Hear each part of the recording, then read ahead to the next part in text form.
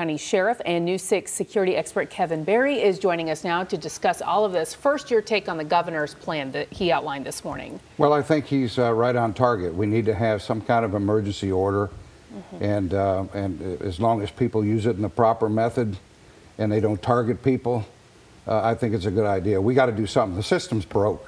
Yeah, I think a lot of people are happy to see some action being taken. I will say that Senator Bill Nelson immediately tweeted following this, saying two things that it did not address was it did not expand criminal background checks, according to Senator Nelson, and it did not call for a ban on assault weapons. Two things that the Parkland students are asking for. Well, you know, of course, that's all politics being played. Let it play out.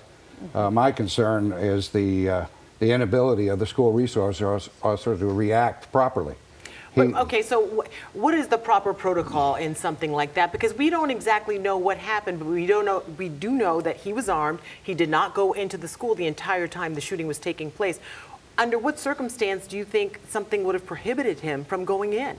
I don't know what was going through his mind, because law enforcement officers are trained to go to the shooting, not to hide. Yeah. And I think he probably did the right thing by resigning and retiring. It's, you know, not all cops are that way. You don't want to pass judgment. The investigation needs to continue in case something else happened.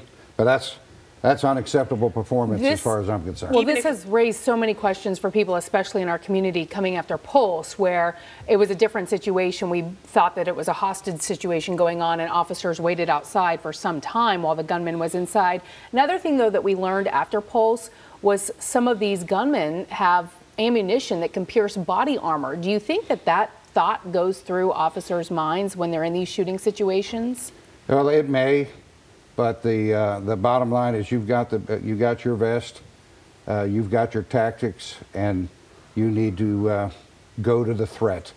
And since the Columbine tragedy that just, you know, we're having a celebration on again this month, the bottom line is you have to go confront the people that are hurting others. That's what you get paid to do.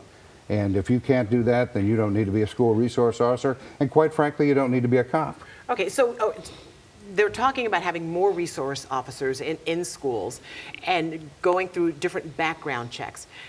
Explain how that would work, because we're talking about thousands of people who have to be vetted to do those jobs. Those people don't exist right now. How in the world are we going to get them all into schools in the proper amount of time?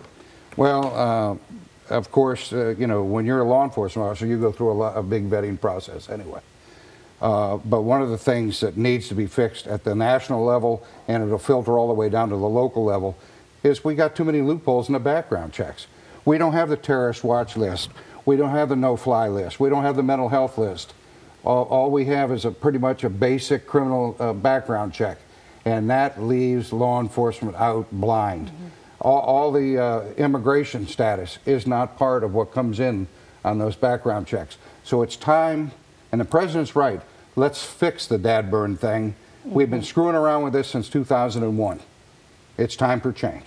All right, we could talk to you all day about this, but we have to wrap it up right now. We know you'll be back. Yeah, you're coming back at 5:30, and one of the things we're specifically going to talk about, arming teachers in the classroom. Don't answer what you think about that right now and what an idea you think that might be, but we'll talk to you about that. We know it's something that affects your family directly. Your brother's a police chief out at UCF, so we want to get your thoughts on that as well. And my brother-in-law actually put the program together for Polk County Sheriff's Office. Okay, we'll talk about that at 5:30. Okay, sounds good.